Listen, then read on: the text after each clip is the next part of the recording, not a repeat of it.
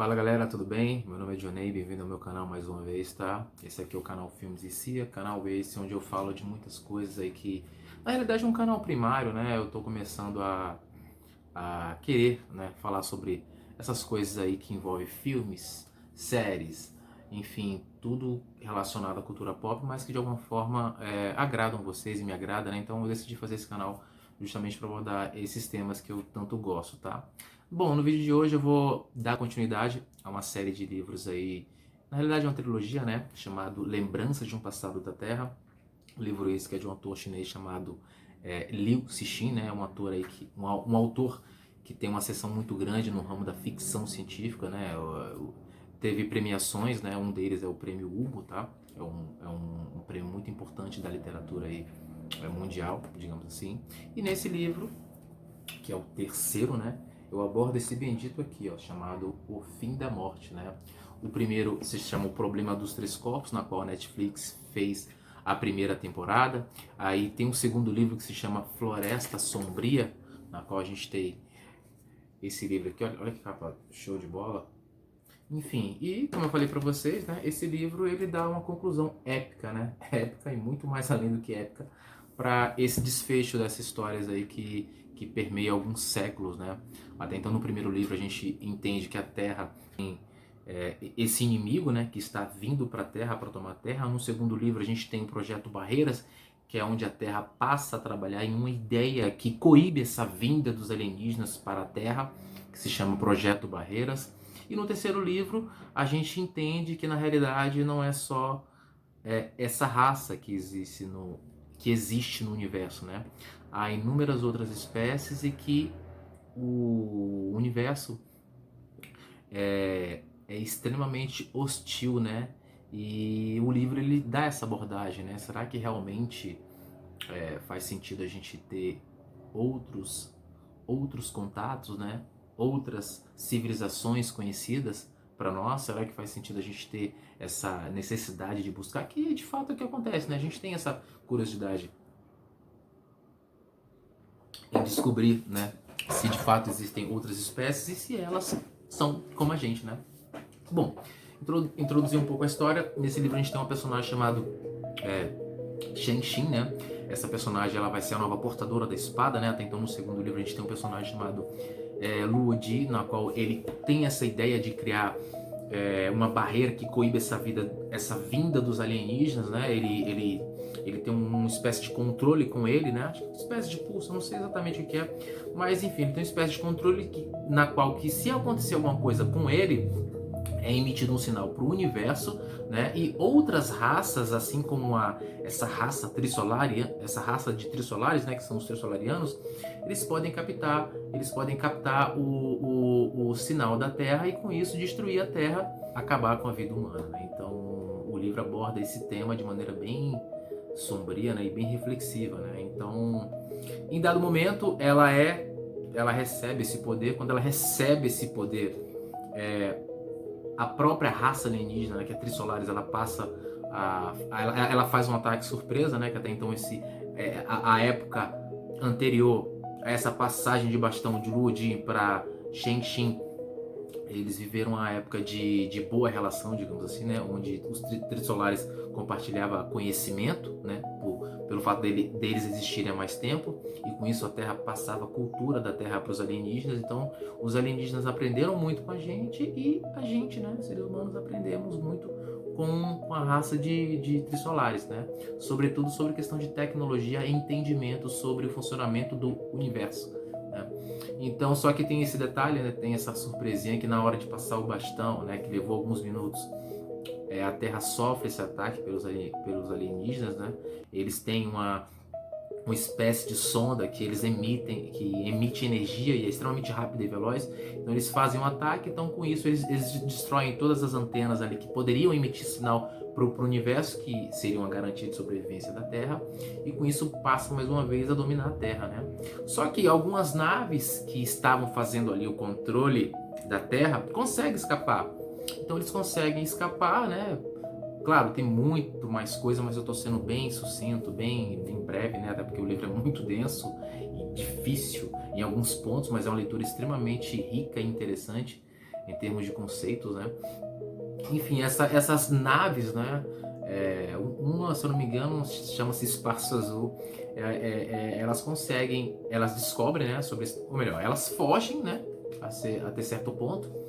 E aí elas descobrem que a Terra teve esse ataque, né? Então elas também tinham um sistema de antenas que poderia emitir sinais para o universo. Então elas mandam um sinal para o universo, só que elas entregam esse sinal que elas mandam, manda o endereço, né?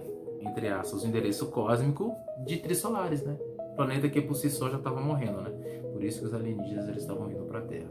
Então o planeta ele é destruído, né? A Terra fica sabendo desse fato.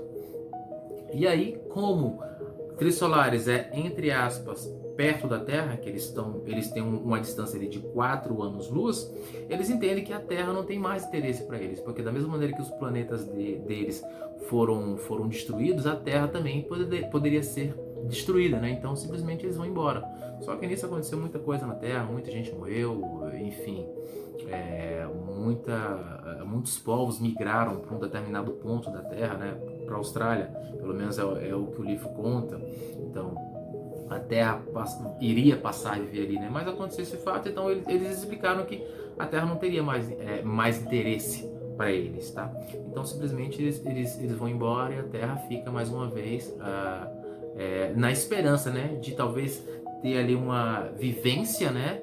Uma sobrevivência, ou qualquer momento, se a Terra poderia ter um outro ataque ainda mais feroz, né? Então passa-se um tempo, a Terra passa a trabalhar numa tecnologia na qual ela pudesse se ocultar de um. Isso se torna um ponto-chave da Terra, né? Em saber lidar com essa questão de se ocultar para outras espécies, né? Então, até dado momento, a Terra ela de fato sofre um ataque, né? E nisso a gente descobre que existem muitas outras espécies e mais tecnológica do que a própria Trissolares, e que o universo é extremamente hostil e indiferente à existência da vida, né?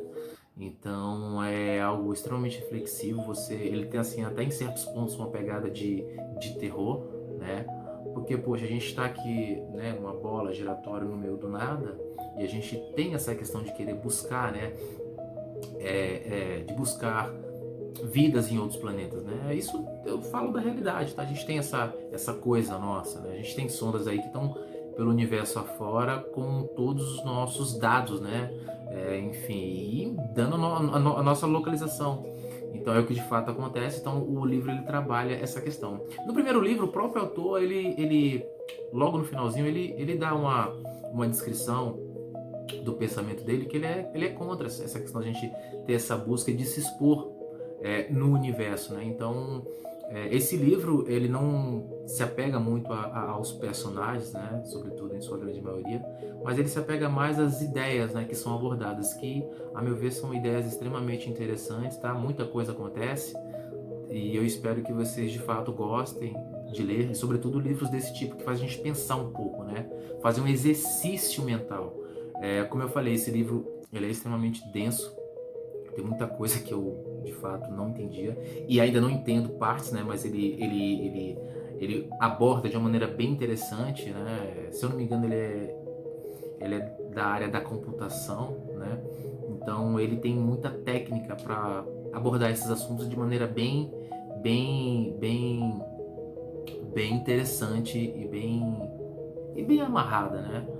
Enfim, aí cabe a nós aí entender o que de fato é importante, né? Faz sentido a gente buscar vidas em outros planetas, buscar a existência, né?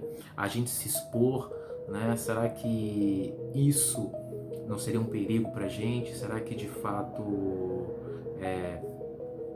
essa questão não seria um risco pra gente, né? E se eventualmente acontecesse, haveríamos como escapar de um suposto ataque?